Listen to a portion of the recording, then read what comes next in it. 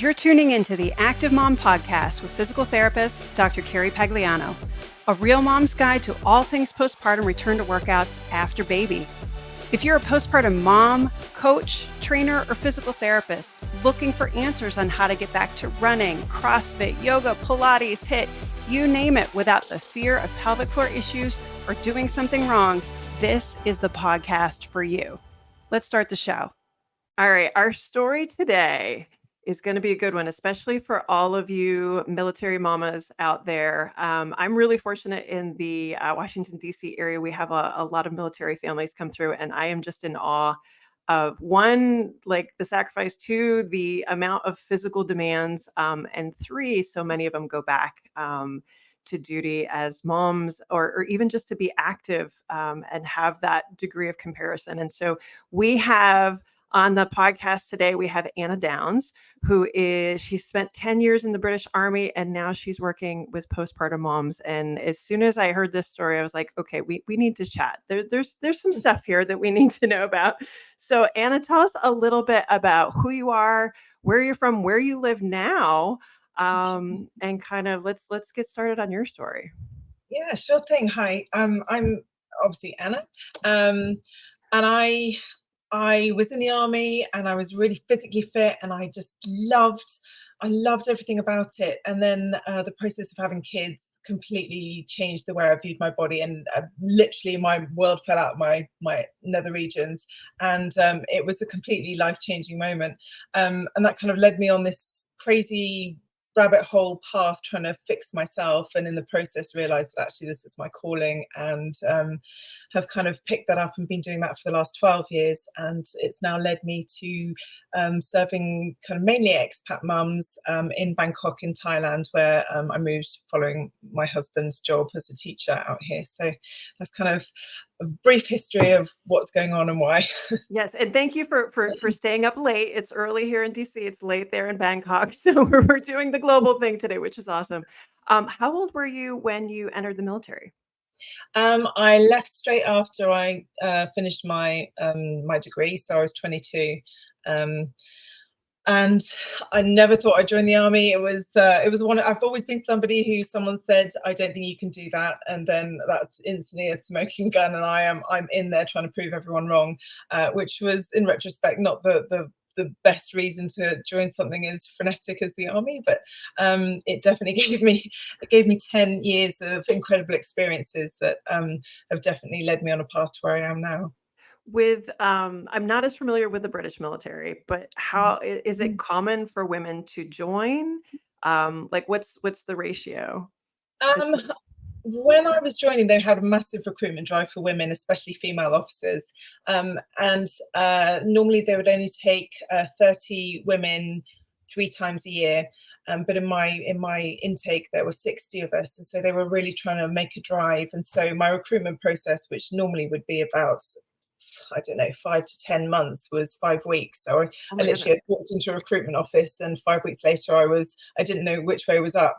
So yeah, I mean, the area of the army I chose to join was the Royal Artillery, which had only had women in it for about 10 years at the point that I joined. So when I actually turned up at my first unit, I was one of, I think, 5 women in about, say, 700 men. But that kind of grew over the course of the time that I was there. But it was definitely a bit of a shock to the system. And what are the physical demands that you're expected to have as a woman in the army? Is it close to the same as men, or do you guys have some adjustments?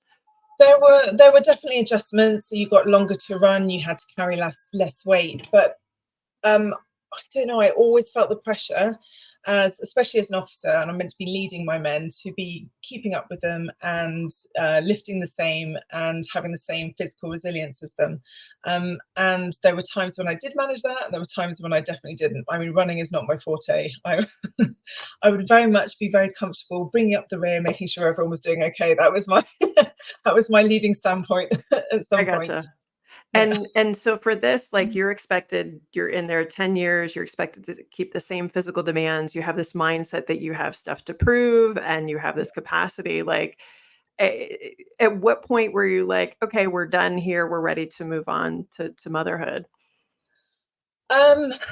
I think a tour in Iraq, and a few funerals of friends, and a few frequent visits to friends who'd lost limbs. It was just a bit of a reality check. And I think when you're young, free and single, and you're in this mindset of, your army is your family, and you're supporting each other and making sure you're all safe and well, that's where your focus is. But then the minute I met my husband, we then, a few months after getting married, found ourselves in different parts of Iraq for an operational tour and didn't see each other for the best part of 2 years. It was then we came back and I was like, I need a baby now. It was just this biological urge that just overtook me and became my focus. And very soon I was pregnant. And then I was like, oh no, you know what? I'm going to have this baby. I'm not going to do what all these women do and, have the baby. And then I'm going to, leave. I'm going to go back to Afghanistan. I'm going to do my time. But the process of somebody putting that little pink, wriggly, sweet smelling thing in my arms was just like, oh God, I'm even going to drive home from the hospital 50 miles an hour, slower. I can't do that. So I found myself very quickly in a position where I had to make some really big choices really quickly, because I didn't want to let anyone down. But also, childbirth and pregnancy was not at all what I thought it was going to be. I was very ill prepared. I'd been training as an athlete, and I didn't understand the allowances that pregnancy and postpartum and that hormonal shitstorm was going to create. That's a nice way to put it. Yeah, I mean, I think if I'd been armed with the information I have now, I think it would have been a very different story. But 10 years ago, there just wasn't really anything. I mean, my oldest is now 15, so 15 years ago, it was a challenge.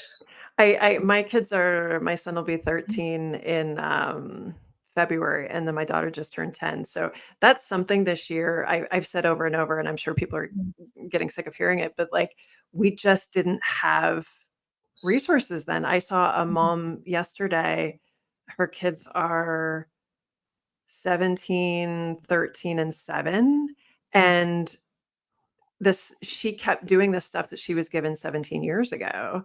And I said, we are so far beyond that now. And she came in thinking she was going to need surgery for prolapse. I'm like, no, actually we're good here. And to have that discussion of what we didn't have access to then that we know now, it's not that you missed the boat. It's not that you missed any. It's just, we've moved on so much more. How old are all your kids? I've got two. My son's 15 and my daughter's 12. So so similar boat then. Yeah. So were you pregnant while you were still in the military? Yeah, I was. I'd actually sustained a back injury, a compression injury to my lumbar spine when I was in Iraq, and I had come back and had been placed in our rehabilitative, residential rehabilitative centre called Headley Court, which is quite famous in the UK. But I was there for about 4 months, and I got pregnant while I was there. And it was, I think I was literally the poster child for everything you shouldn't do. Like what? My sport was biathlon, cross-country skiing was shooting. And so I love you already. I was a Nordic skier as a kid. So, and I was on the rifle team in college, but I never put the two together. So it's magical. I haven't really done it since I've had kids, but it was a magical part of my life. We'll make a date. We'll do this someday. We've got like 5, maybe 6 other people in our world that I'll connect you to, that one day we're just going to have a big old ski date. Okay. I am so in. Awesome. I mean, I just kept on training. I was eating 7,000 to 8,000 calories a day. I was doing so much strength training, but with no real focus on how my posture was changing, how my pelvic floor was being loaded. I was just going for it, because I was like, no, I feel good. I feel fit and strong and able. I've just recovered from this back injury. I've got all this, I've had 4 months of residential physio. I'm good. And then the weight started to pile on because I started to slow down. And then everything I just kind of went, oh no, I'm pregnant. I'm just going to stop. And I did nothing. And I my weight ballooned. I started peeing myself at about 5 months. I had a very evident diastasis. I didn't know what it was at the time, but I'd try and get up out of the bath and my stomach would be pointing like an apex. I'd be like, oh, isn't that weird? Come and have a look at this. And then had an absolutely horrendous delivery. I ended up having Keelan's forceps, which was salad servers going in and then they rotate and then they come out, and I had the most enormous amount of damage to the perineal tissue, which left me with a grade 3 prolapse, completely incontinent. But then when I started my post-birth rehab, well, it wasn't rehab, it was me just trying to get fit again. I was just wearing maxi pads and ignoring the pain, which the army teaches you to do so well. You just ignore pain because there's a mission and you have to get on and do it. And I just did myself so much damage. It was just horrendous. And the more I tried, the harder I tried to get fitter and stronger. All these planks, all these sit-ups, all these crunches. I mean, if somebody was saying that to me now, I'd be like hiding behind my sheets, just going, no. It was just awful. And I was just like, I cannot be serving anymore. I can barely even lift my child without my uterus falling out. There's no way that I can put myself through the physical demands of needing to be a soldier again. And also I didn't want to leave my child, that biological I know thing. they're cute too. He was a cute baby.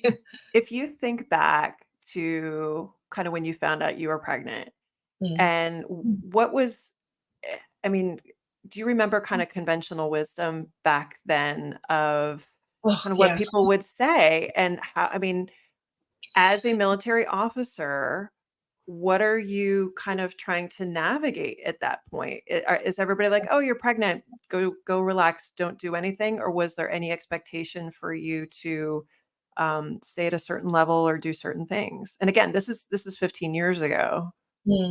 I mean, my memory is a little bit hazy, and I think a bit of it is clouded with some of the trauma of the whole experience. Of course.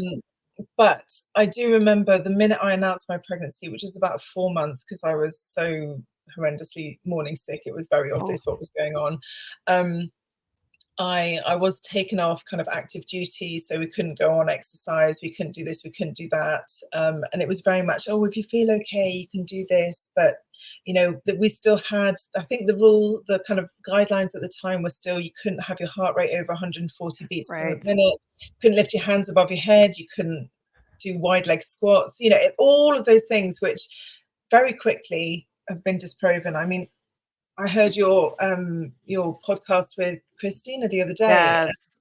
Just, even the techniques about breath holding or, exhale on exertion, it's evolved so much, like exponentially in the past 10, 12 years. It was just a whole different world of, we don't know, so don't do. In the absence of knowledge, abstain, which was super unhelpful, especially for someone who's fit and active and it's very much part of their identity. I was going to say, with your mindset, I mean, you've been so driven for so long. How is that kind of mentally for you to make that shift? And I mean, the heart rate ones always kill me, because again, nobody's going to do research that says, hey, if I do this to you, it's going to hurt your baby. Like, no one's it's all going to be retrospective. But I mean, we have certain athletes that, like, the high end of the zones that they were giving, like, that's zone 1, zone 2, like, it's nothing. And they're saying, oh, you can't do this, you're going to harm your baby. Like, how do you navigate that coming from such a physically driven kind of profession? I didn't. I think I just drowned myself in cake. It was, I didn't have anyone around me who could give me any other guidance. And so I just kind of, it was so overwhelming. And I was also the first of any of my friends by about 5 or 6 years to be pregnant. And I just didn't have that peer support. And there were no women in my chain of command who were pregnant or had babies. And it just felt like a lonely old world of what the fuck. And I just, it was challenging. And And as you know from all of your work, that kind of stepping away from physical activity also has an enormous impact on your mental health and your mental well-being. And I'm just so pleased that we've moved on from that. Or have we? I mean, we have if you're looking at athletes, but actually the population of people I'm working with at the moment are still really struggling to Yes. understand things that are quite kind of basic in our, what we want for ourselves. Yeah. No, I think you bring up a really good point. And I think we have to be cognizant of kind of the privilege in which we sit where we're paying attention to. I mean, you probably don't follow pro running, but Steph Rothstein just posted a video. I guess the New York Times did something, a YouTube video with Lindsay Krause did it. And basically it was Steph's been a pro runner. She ran through her third pregnancy. I think her two other kids are older. They're like elementary school. And she was very open about she was working on medical advice. I know her physical therapist. Like, it was a very intentional activity that she was doing in pregnancy. And she was very open about her journey. And the amount of abuse that she got on social media, people telling her that she was giving her baby shaken baby syndrome, and just like the people have opinions. Yeah. And then you try and look and find data, and there's not. And Christina Christina Previtt has been on to talk about that. And that's kind of one of the issues that we have too. But yet we have more and more pregnant women, not only in the pro athlete space, but I mean, I dare say that women in the military function at a pro athlete level on a daily basis. I mean, that's the other thing too. Like, what do you do? This is your actual day job. How do you navigate this? But to your point, like, we've got that end of the spectrum, but yet we also have women on the other end of the spectrum that it's, circa 1990, and we're back to doing gentle exercise and hand weights, which is honestly where a lot of the old research is. But that's the same thing with me. I mean, my oldest, it just, I think I ran to 19 weeks, and then it was just way too uncomfortable. And then I don't know that I walked to work and that kind of stuff, but there really wasn't anything additional to that. So I think being aware that there is this expanse, that not everybody's on the bandwagon here, and our health providers definitely aren't. They don't know what to do. Oh my God. I know, but that's our job, isn't it? To drive that change and to talk about it and to do this and to have those conversations. So what did your physician say as far as kind of getting ready to kind of go into labor and delivery and birth and stuff? They're like, oh, you're fit, you should be fine. Like, what were your expectations, and kind of what were you told? There was you could attend a group birth choices class. I don't remember very much about it, but I think it was literally your options are vaginal delivery or C-section, and if you have a vaginal delivery you might encounter these bits of equipment.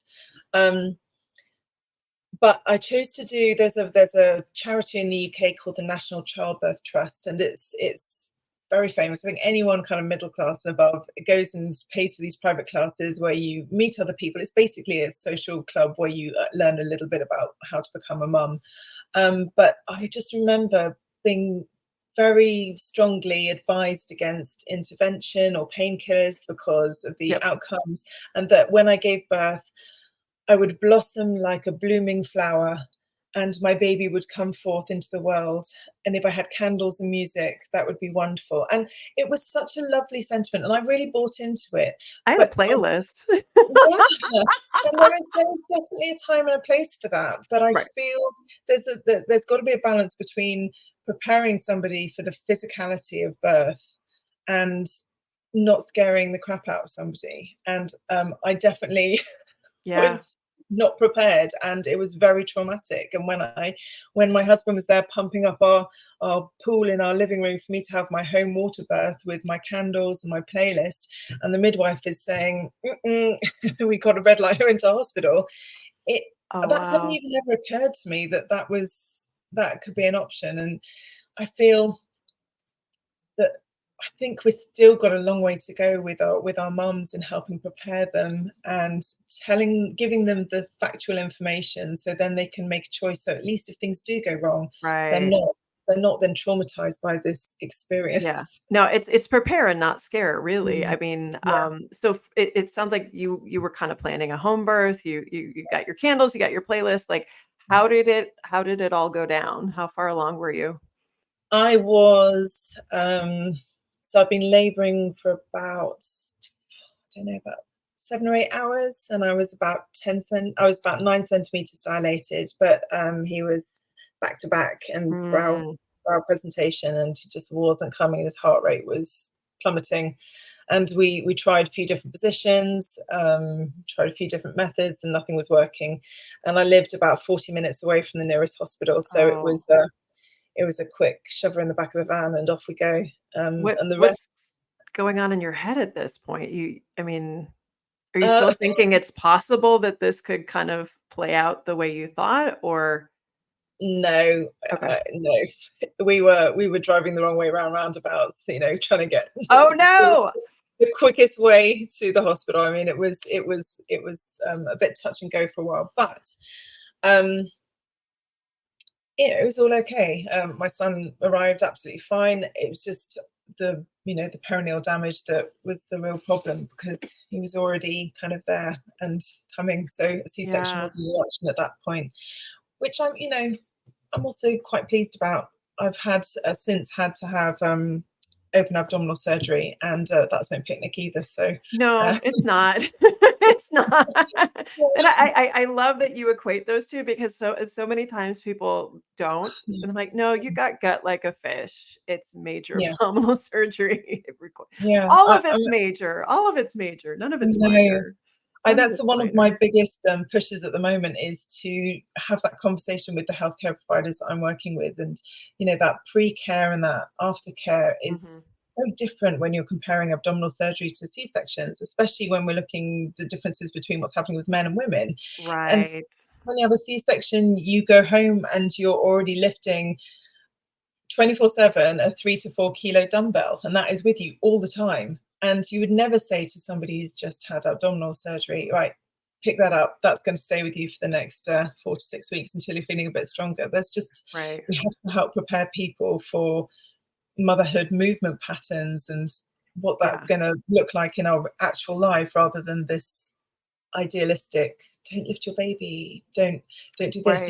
You can't do that. We have to help people prepare for the actual job in hand. Yes. Well, and that's the thing too. I mean, I ended up with 2 C-sections. The first was pretty much unplanned, and as much as I wish had gone a different way, I also came away from that with a much greater understanding of you still have to roll in bed, you still have to get out of bed, you still have to hold your baby, you still have to do all these things. And what do you do when you're counting pills because the pain hurts so much Yeah. and you're supposed to be doing all these things, and and you're swollen and all of that. So like part of me is like, I will never regret going through that, because to Mm. be able to warn is a strong word, but educate people Yeah. that this is what happens, because you think, oh no, not me, not Mm. me. But so how long did you stay in the hospital? When did you come home? What did those first weeks look like? I was home the next day. Oh my I felt, goodness. when I was having my kids, it was very much a badge of honor that you would be out the hospital the same day if you possibly could be, and then going for a walk the next day, taking the dog out. I was home the next day, and then it was, as I said, my world just fell out of me. I just didn't understand what was happening. It was a car crash, and my mum, who used to be a midwife, she came and stayed for a while, and she was very supportive and wonderful. But still, I also wanted to be up and doing it. I had this new amazing baby that was here. Mm, My husband only had a few days of paternity leave, and I was just like, we've got life to live, we've got things to do, and I couldn't walk. Like I said, I couldn't walk without peeing. Every time I coughed, my insides fell out, and just the pain everywhere and the leaking everywhere. Yes, It was just, the fluids everywhere. yeah, it was just, no one had kind of prepared me for that, and I felt like I'd tried to prepare myself.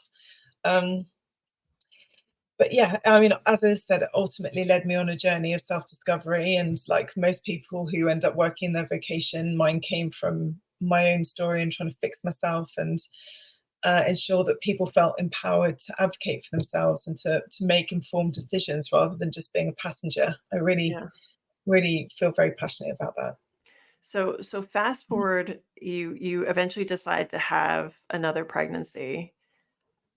Walking into this and kind of having having a traumatic first delivery, I know I had some processing that I had to work Mm. through. What do you think kind of helped get you to that decision to a second pregnancy? Because that's the one thing that I run into with so many clients is they had a rough go. Mm. They're barely kind of getting back into things, maybe not, and they're scared that things are going to get worse the second time Yeah. around. What was it that made you feel okay enough to try again, and what did you do differently or not differently? I think I'm extremely competitive, and I wanted to beat myself. Okay. I wanted to beat how shitty that first experience was and make it better. I still hadn't started doing any of my training to become a pre and postnatal PT at that time, so I was still just trying to get fit, get strong, and I was stronger and I was fitter, but I still hadn't. My body was still not healed. I had Yeah. no idea how to heal a diastasis or manage a prolapse or any of that. But I was stronger than when I'd gone into the. I felt stronger than when I went into the first pregnancy, and I think that really helped because I had a bit more trust in my body because I was in control of it. Now in the UK, it's a little bit different as far as access to physio. Back then, did you have a couple visits in the system, or how did that all work out, or was it just not in the cards for you? It wasn't in the cards for me because I'd left the military, so I'd left that access to the Okay. physiotherapy that I'd had pre to my first pregnancy. And we, in our national health system, you go see the doctor and then they refer you on. But I didn't. I'm honest, I didn't really understand what was going on. And I went to see the doctor and they were like, oh, it's kind of very normal after you've given birth to Right. be incontinent. Or you're about to get pregnant again. We won't do anything about your diastasis now. Um, and the thing, if I'm honest, I was most concerned about was that my tear and my episiotomy, which I had both from the first pregnancy, hadn't healed correctly. So I felt Oh, that I was open, and yep. that was my major concern. So I'd been to see a private doctor to talk about some kind of repair work, and they were just like, yeah, well, we're not going to touch you until after you finish having children. It's not. Right. And so it also felt trivialized. And what I was showing them was the external part of a very big internal issue. But I don't know, it didn't come together for me. And so it wasn't until after I'd had my daughter that I really was like, no, this isn't okay. Yeah. This isn't all right. Well, We- and again, I want to reiterate, this was 15 years ago, and yeah. I think there needs to be some processing done by Mm. those of us who are aware of what our capacity is, what our knowledge base is now. Um, I've seriously had FOMO this year. I almost wish I could go back and do it over again because competitive like you, Mm. I could totally do better, but I'm not going to do that. But you are describing exactly what the mantra was.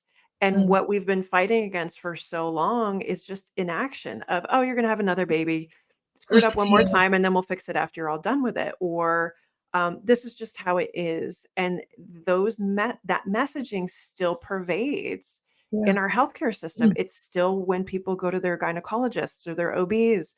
Oh, Mm. that's just what happens.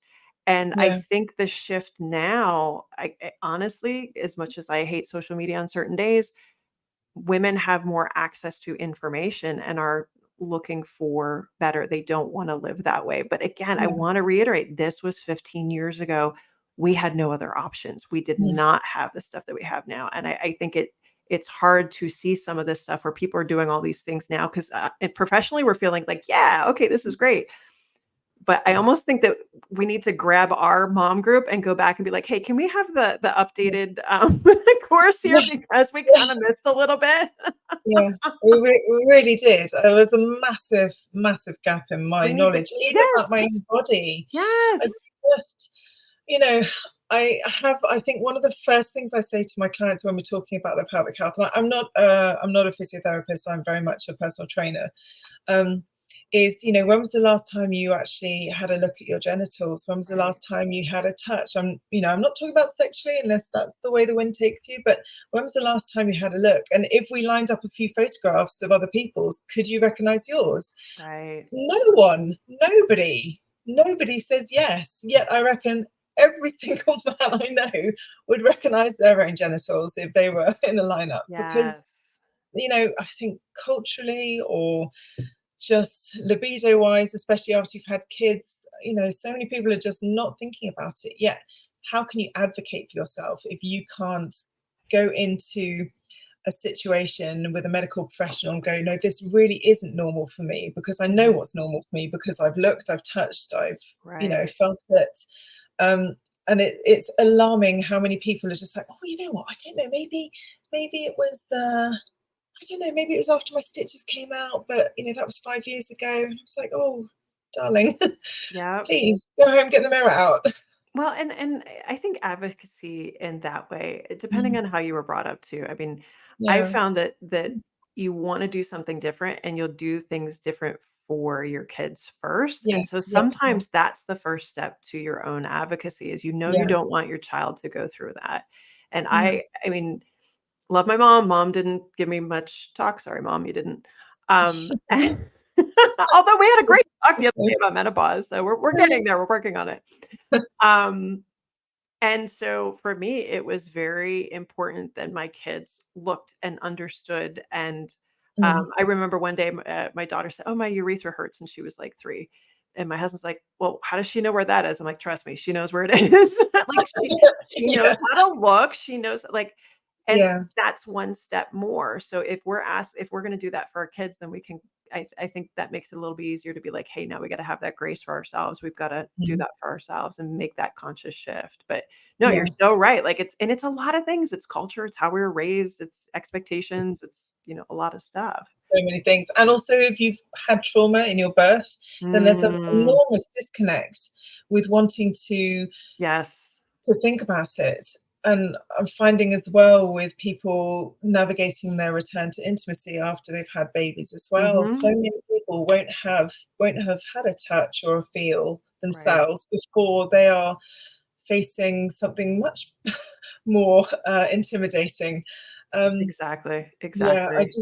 I feel, yeah, I just It's a want to, lot. There's a lot wrapped up in it. And I yeah. think it's important to kind of unpack those things because it's not as simple as, just straight logistics on this. Like to your point, the Mm. trauma associated with things, our relationships, our self-identity, like there's so much stuff there. Yeah. So you decide to get pregnant again. How does the Yes. second pregnancy go? How does the second delivery go?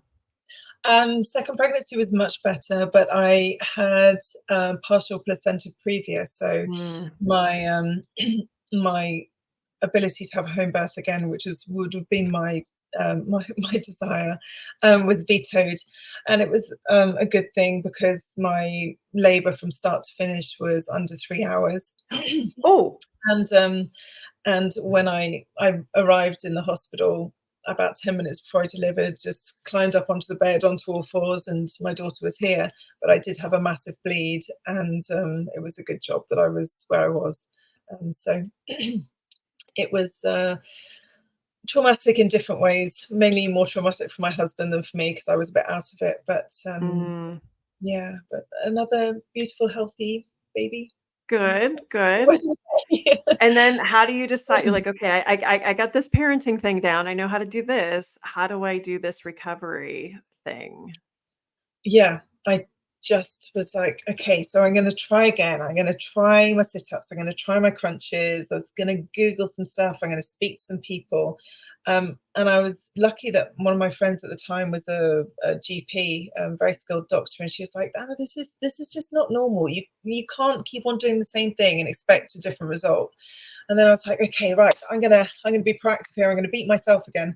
And so I did my personal training qualification, and I was like, oh, that doesn't help.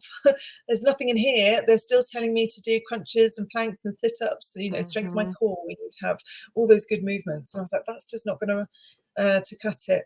And so then did my the access to pregnant postpartum, which is like a weekend course where, again, we're still being taught no heartbeat over 140 beats a minute, don't lift weights, all of these things. I was like, yeah, no, that's still not going to cut it. And then I found a training provider who was kind of just getting started, and she was amazing, and she was giving us all the science. And I was like, oh yes, this is it. And I just dove in with both feet, and I've never looked back. And she was wonderful. I don't know whether you come across Burrell Education, Jenny Burrell. Oh yeah, sure. Yep, yeah, she's lovely. She was just a massive inspiration. And I basically started doing the course because I needed to heal myself. And I'd be there taking notes in the background. And I was just like, oh, that makes sense. Oh, does anyone need a volunteer? Yes, me. Right. My own therapy. So I went and I was like, okay, there's got to be more people out here that are like me, because this is a very normal thing, or a common thing to happen. It's not normal, it's very common. And how can we prevent it? How can we help people feel empowered? How can we get them the information that doesn't feel overwhelming and sciencey? And that was it. And I've just gone down a rabbit hole. And it's a pretty big rabbit hole. I'm in there with you. And your daughter is how old? 12. So she's 12. Yeah. So again, like, I think it's important to recognize that this was all so new and innovative, and we didn't, like, there was still this focus on the gap with diastasis. I think we finally put it to rest, how many years later, but there was still, we were still navigating, sit-ups and planks and crunches and trying to figure out, okay, is this basic stuff enough? And I think a lot of us that are in this space, did what we were taught to do, the very, very basic stuff, but there was such a gap between what we were taught to do and the fitness that we had functioned at and wanted to get back to.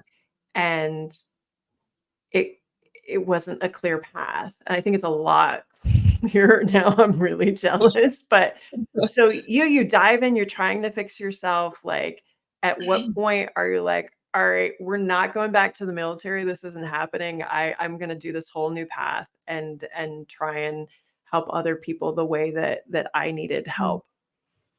Yeah, I just started I was like, I'd already left the military at this point, and I was working for my dad as his PA. It was very boring. Love you, Dad, but it was very dull. It was not my calling. I have no attention to detail, so trying to do that was just not where I should be. And so I kind of decided that I'd start a community class.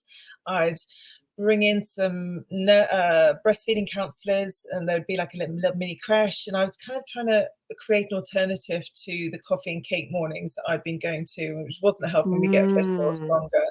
And it just grew arms and legs and exploded. And before I knew it, I had a fully fledged business, and I'd employed 4 or 5 people in my region doing these kind of community-based classes, just trying to get a little bit of information out there for mums who were really struggling to, again, navigate this fitness path. And there was never anything in my mission about weight loss or fat loss. It was just to try and get your body to function how you were used to it functioning for the past 25, 30 years. And suddenly it wasn't doing that anymore.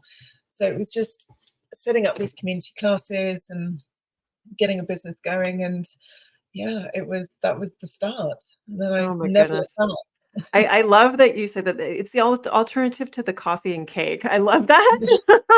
We don't do coffee and cake over here, but definitely, like, I love when there's the combination of community in a very proactive way. I very much remember the comparison game coming in pretty quickly with any Oh, class that you went into. yeah, It was yeah. always about the diapers, bottle versus breast, the kids who sleep, who don't sleep, and mine did not sleep. And so Mm. you think you're kind of like screwing up this whole mom thing. And I'm like, at least if I move, I feel like I'm doing Yeah. something right.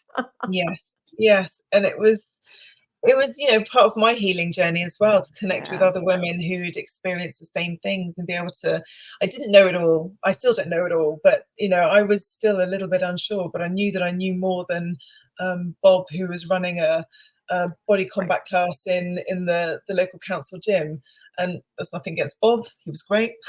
But it didn't fit the needs of this very special demographic of Yeah. people that needed some extra love and care and attention, and just empowerment about what was going on with their bodies. Because so many people I was working with had no idea. They didn't know that, like I didn't, that apex in your Yep. midline was, a dysfunctional. Yeah, it's been a journey.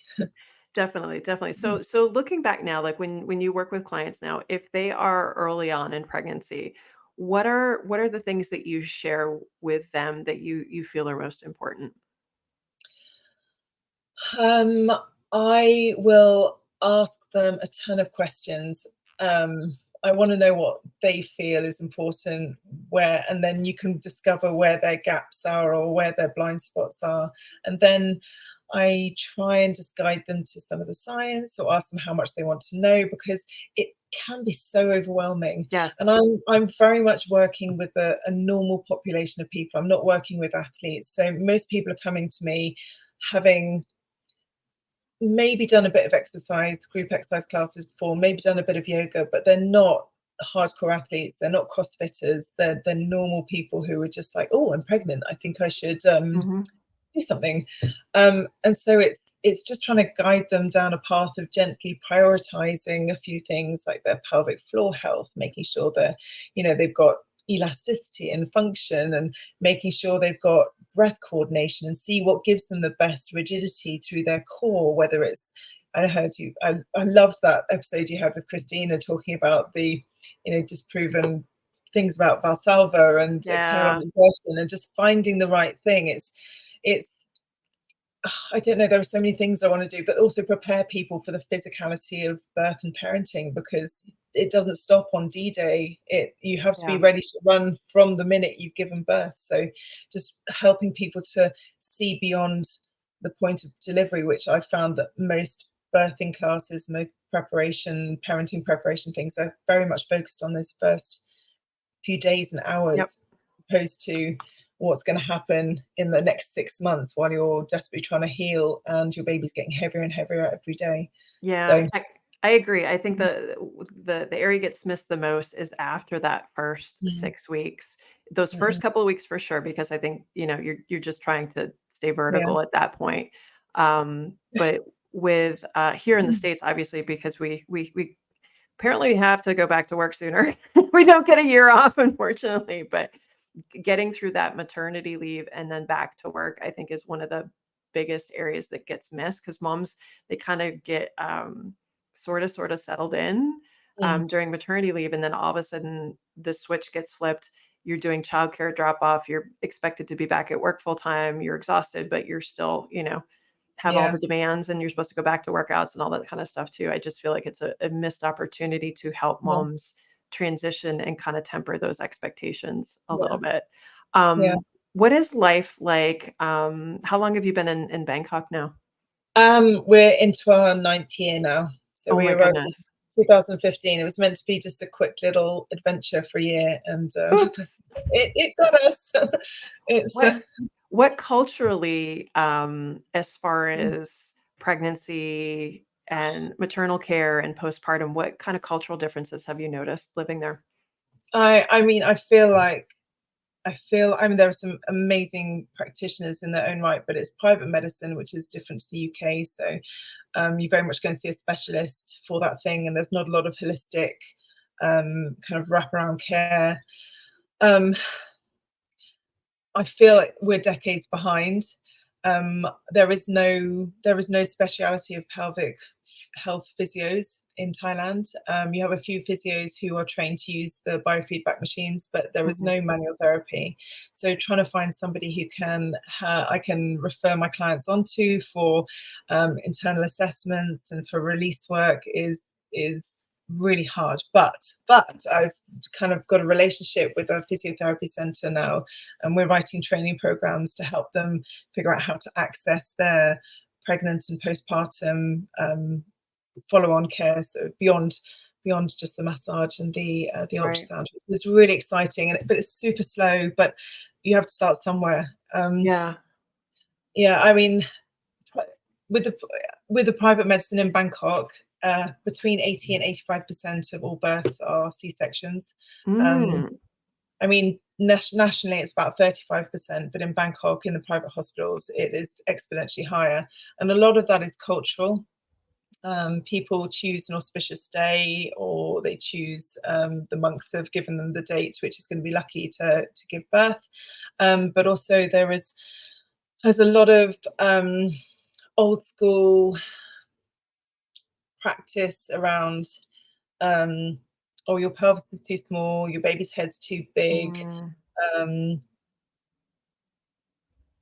mean, everybody does things differently, but it's alarmingly slow at recognizing the way that more progressive medical practices are doing things. But there are some warriors. There are some amazing doctors who are advocating for unmedicated deliveries, and but they're very much in the minority, which does creates issues in the fact that lots of doctors will say they will support an unmedicated delivery, but they won't. Somebody would be laboring for 7 hours and it's knock-off time. So if you don't progress in the next hour, I think you should have a C-section. You're looking really tired. Are you sure you're really tired? Oh, you're really tired. There's a lot of that kind of language used, which is really upsetting. And there's not a lot of provision for perinatal mental health support either. So it's interesting, but also incredibly privileged. I feel very privileged to be here in this environment, trying to build a community of people who are working with this demographic, because lots of people have come from the States or come from Europe or come from Australia, and they know what's being provided elsewhere, but they're really struggling to find it. That's one thing. Again, living here in DC, we do have a lot of United States State Department families, military families that mom will come back here to deliver here and then go back to post. And it's gotten to be easier to help find resources in other countries. Because like you said, there's definitely a genuine interest, because I think there's an awareness. And it's getting better. And again, virtual offerings are incredibly helpful too, but it's just one of those things that I think there's this global increase in awareness that we need to do catch up some places, but I think we also need to be cognizant of kind of where culture and customs and things like that can affect, and where we can make change, and also, what the physical demands are of life and so on. I had I don't know if you heard the episode we had on, oh gosh, I'm blanking on her name. She talked about kind of the 30-day postpartum rest period, and how culturally moms are expected to do nothing for 30 days, and how that doesn't fly here in the States when you only have you have like a month, 6 weeks for maternity leave. But again, like, I feel like there's so many things that we have to tackle that are complicated. It's complicated. But I think we just have this global, this energy that things are going in the right direction, albeit some days faster than others. But we're getting there slowly. Some days we beat our head against the wall, and some days not so much. We are, and it's so exciting to be here in this environment in Bangkok at the moment. I feel there's this massive bow wave of need and demand, and people going in and questioning their OBGYNs and saying, why can't I squat? You've told me that my pregnancy is healthy. Right. Why am I not allowed to walk up the stairs? Why can't I lift my handbag? Those are some of the things that my clients are coming to me saying that Good they've been told, question. but they are now going back and they're asking. And in some cases, it's just been a blanket statement. And in other cases, when they dive into it, they're then empowered with the information of why there'll be a reason behind it, like placenta previa, or even Right. though Right, um, exactly. But I love that you offer the space to allow people to question what they are told about their bodies, what mm, choices they can have. I mean, it just anytime you can give a woman agency to be able to mm, have that kind of autonomous feel, I think is so empowering. mm. It's just incredibly important. I Um, think culturally it's a real change, because culturally the system is, you respect your elders, and even if mm, you disagree with what they're saying, you don't say anything, you don't call them out, you don't right. challenge them publicly. But and also medical doctors are very much held at the very top of that system. It's a very high status job. um, but I think the young middle classes are starting to push for the change. I mean, I don't know, I can't really talk about it because of where I'm living, but people are now talking more about the leaders of the country, which we haven't been able to do. And I think there is a definite drive of change, and with that is coming more questioning, Mhm. more demands for better care, better information, and not just being told something and expecting it to happen. Yeah. No, and again, just a symptom of something bigger, right? So, Yeah. for you now, kind of looking in the rear view, if I was, 10 years in the military, I'm pregnant, what kind of advice would you give? Knowing everything you know, kind of professionally, but also knowing what you know about that mindset, about that culture, about what you went through. Yeah. What advice would you give for a first-time mom? I would firstly tell you to seek out somebody whose opinion you really trust and who you can bounce ideas off. I think if you've got a sounding board, then anything is possible, because you can go into any situation with confidence. Um, and that just also frees you up from having to find someone in your immediate environment. If you've got somebody, you can navigate that. What else would I do? Somebody who's in the army or in the military, or has that mindset of competitiveness, told you that now is not the time to ignore your body's response to pain. Now is the time to recognize the pain, analyze it, and really try and figure out whether it's serving you or whether it's not. Because I think Mm, most of us, most athletes or people who are used to pushing themselves, you just push through regardless of whether it's good or bad pain. Um, yes. that definitely did not serve me well. So I think find an expert and reassess your relationship with pushing yourself. Mm, that's a lot of work there. That's a lot of, ability to self-reflect and so on, but um, I love the emphasis on kind of talking with somebody that Mm, kind of knows that world and knows that mindset. And I put it very akin to professional sport, because no one knows what it's like to push yourself and to kind of understand pain and understand your expectations and your mm, competitiveness and stuff like that, other than somebody that's been in that space and that place. So I do think that there's far more women now that are navigating that. mm. That I hope that community grows. That's great. All right, so the end of every episode, we ask a few questions. So here we go. Okay. Your kids are older, so I know you have time. Book you're reading or podcast you're listening to right now. Oh God, book I'm reading. Oh, do you know what? This is not. I'm reading really rubbish. I'm reading It's okay. Jojo Moy's book, The Giver of Stars. I have to, if I can't do Oh. anything but read at night, and it has to be complete escapism. If I try and do anything educational, I am not sleeping. I'm up taking notes and trying to do stuff. So Jojo Moy's Giver of Stars. What is that one about? I'm in the first chapter. It is about I think it's set in America and in the wild west, and there's a female protagonist who is struggling with her role as a mail deliverer. Okay. All right. I like it. I do fiction too. Like I went through a whole fiction thing this summer, and what am I reading right now? I'm reading Demon Copperhead by Barbara Kingsolver. Barbara Kingsolver's a Virginia author, and she's got some good fiction. Has nothing to do with pelvic physio whatsoever, or parenting. So that's where I am right now.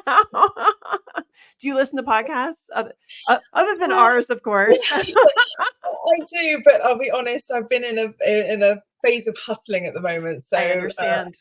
I'm not so much. I understand. I got you. All right. Favorite activity since becoming a mom?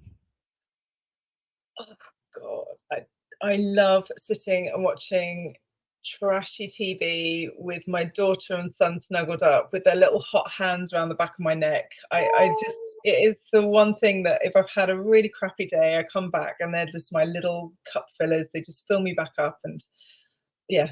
But it has to be trashy TV, nothing where I have to think. We just want to judge people. You know what? We have bonded. This started, oh my gosh, we did this whole marathon thing. I told you earlier, the Great British Baking Show. Huge fan.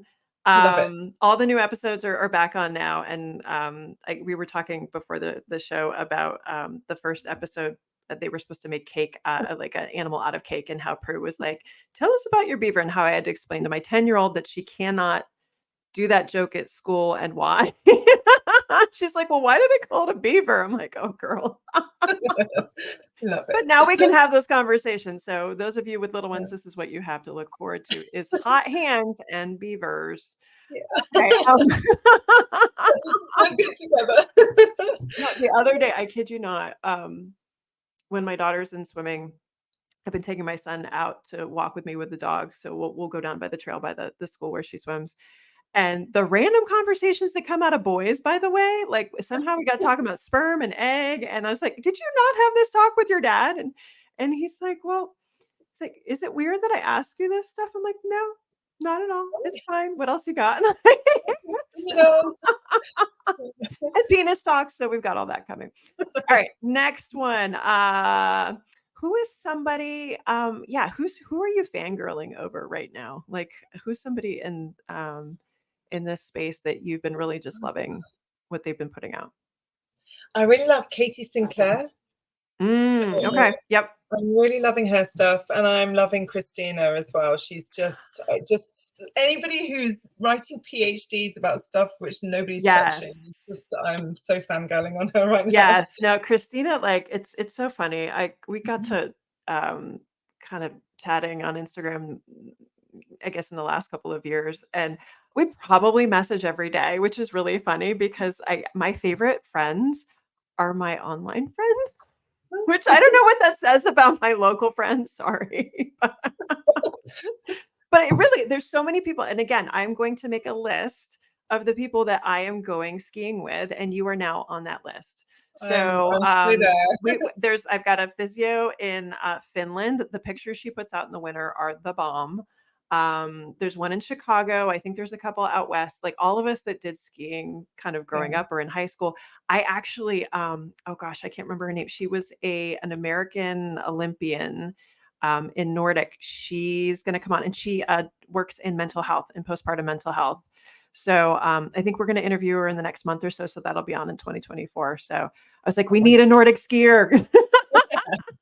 So I'll think of you during that episode. All right. And then last one here for you, what does it mean for you to be an active mom in postpartum? To be an active mom in postpartum is to be able to do your everyday chores, your everyday activities without pain, without dysfunction, and with complete confidence and energy and vitality. So being fit for purpose, being fit for motherhood and parenting. I love that. Just keep it simple. Keep it simple. All right. If you'd like to know more about Anna in Bangkok, you can check her out on Instagram, Move Well with Anna.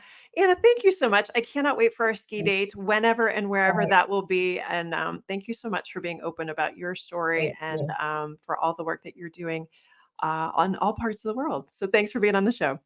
Thank you so much. Thanks. Did you enjoy the podcast? If so, leave us a 5-star review on iTunes and tell a friend to do the same. Are you a postpartum mom or postpartum pro wanting to know more about getting back to running after baby? Check out all my free goodies on carriepagliano.com. This podcast represents the opinions of Dr. Carrie Pagliano and her guests to the show. The content should not be taken as medical advice and is for entertainment purposes only. Always consult your healthcare professional for any medical questions.